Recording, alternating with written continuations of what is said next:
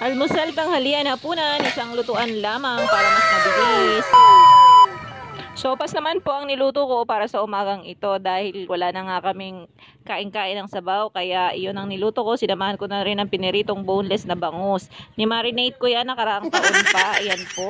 Para siguradong suot hanggang sa tinik yung linamnam ng sarap ng pagkakamarinate. Ayan na nga, pinirito ko na nga guys sa non-stick na pan para hindi dumikit-dikit yung ating isda. Balik naman tayo dito sa ating sopas. Creamy sopas po. Malapit nang maluto ito. Sa sunod po na Lunes, meron po tayong available na sopas at pang-almusal. Available sa tindahan. Bili-bili na kayo mga suki. Gusto ko sana maanghang yung minarinate kong bangus, kaso yung mga bata hindi makakain. Napapansin nyo, dalawang kalan yung gumagana sa akin para mas mabilis nga ang ating pagkilo sa pagluluto at marami pa tayong mga gawaing bahay na naghihintay. At sa mga hindi pa po sanay magprito ng bangus, magsuot po kayo ng helmet.